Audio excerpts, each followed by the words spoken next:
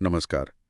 આજે આપણી પાસે એક ખૂબ જ રસપ્રદ કાલ્પનિક વાર્તાનો અંશ છે શાંતિનું પરિવર્તન, શિક્ષણ તરફ પ્રયાણ.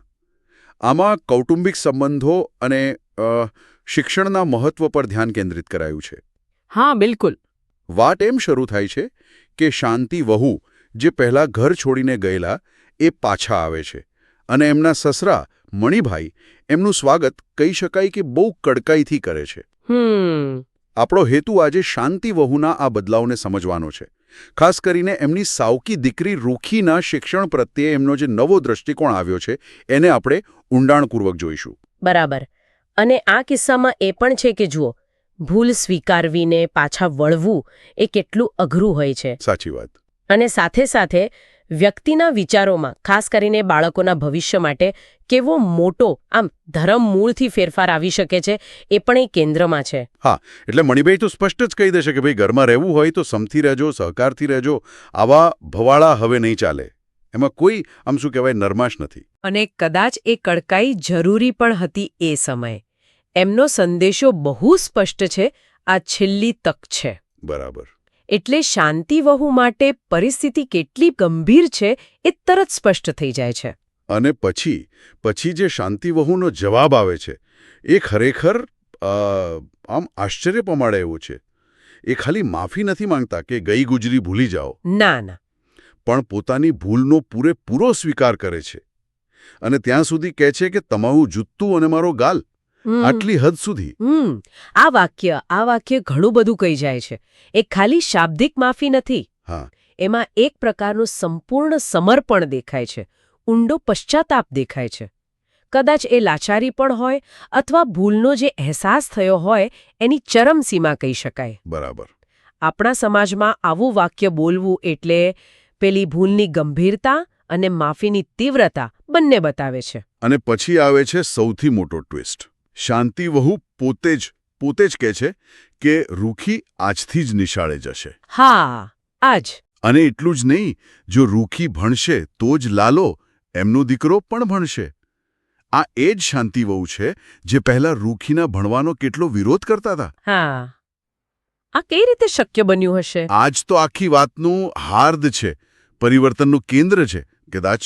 કદાચ પેલો ઘરથી દૂર રહેવાનો અનુભવ હોય, દીકરાની માંદગીની ચિંતા હોય, અથવા જેમ મણિબાઈ વિચારે છે કે પિયરમાં કંઈક શીખવા મળ્યું હોય. હા, એ પણ કારણ હોઈ શકે. કારણ ગમે તે હોય, પણ વિચારધારામાં જે આ 180 ડિગ્રીનો બદલાવ આવ્યો છે એ નોંધપાત્ર છે. ઘરના બીજા લોકો જેમ કે દેરાણી એ પણ થોડો ઠપકો આપે છે શરૂઆતમાં, પણ છેવટે બધાને શાંતિ થાય છે કે સારું, મામલો થાળે પડ્યો. હા, એ કૌટુંબિક વાતાવરણ બતાવે છે.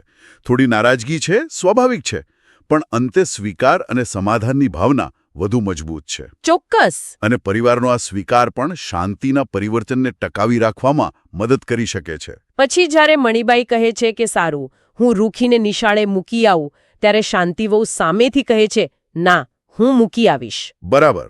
આ પગલું તો મણિભાઈને પણ આમ આશ્ચર્યચકિત કરી દે છે. વાહ, શાંતિવો વાહ, એમના મોઢામાંથી નીકળી જાય છે. અને આ ખરેખર બહુ મહત્વનું છે. અહીં શાંતિવહુ ખાલી વાતો નથી કરતા, પણ જવાબદારી લઈ રહી છે. હા, એક્શન. એક્ઝેક્ટલી. એમના બદલાયેલા માનસની આ નક્કર સાબિતી છે. કહેવું અને કરવું, એનો ફરક અહીં દેખાય છે. અને ગામ લોકોનું આશ્ચર્ય તો જોવા જેવું છે. શાંતિવહુ રૂખીને નિશાળે લઈ જાય છે એ જોઈને એમને એમ લાગે છે જાણે સૂરજ પશ્ચિમમાં ઉગ્યો. હા, આ સામાજિક પ્રતિક્રિયા જ બતાવે છે કે શાંતિવહુનો જે જૂનો વિરોધ હતો એ કેટલો જાણીતો અને મક્કમ હતો. બરાબર. એટલે સમાજને પણ આટલો મોટો આંચકો લાગે છે આ બદલાવ જોઈને. નિશાળમાં પણ પેલી શિક્ષિકા મંજુલાબેન એ પણ નવાઈ પામે છે.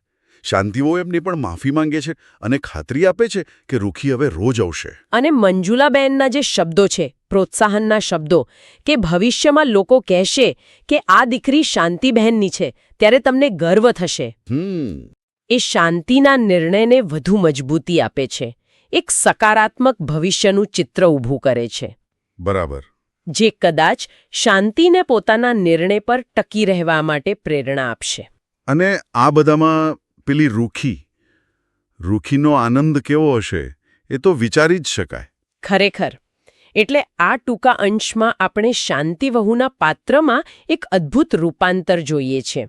શિક્ષણના વિરોધથી શરૂ કરીને એના સક્રિય સમર્થન સુધીની સફર. હા. આ બદલાવ પાછળ ઘણા કારણો હોઈ શકે છે.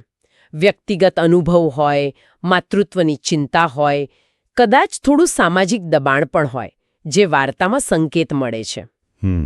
આખી વાતનો સાર એટલો જ કે ભૂતકાળની ભૂલો સુધારી શકાય છે અને સાચી દિશામાં પગલું ભરી શકાય છે, ભલે થોડો સમય લાગે. શાંતિવહુનું પાત્ર આ વાતને જીવંત કરી દે છે. હા, ચોક્કસ. અને અંતે એક વિચાર એ પણ આવે કે કોઈ વ્યક્તિની જે ઊંડી જડ માન્યતાઓ હોય, ખાસ કરીને બીજાના ભવિષ્યને અસર કરતી હોય, હા, એને બદલવા માટે ખરેખર શું જરૂરી છે?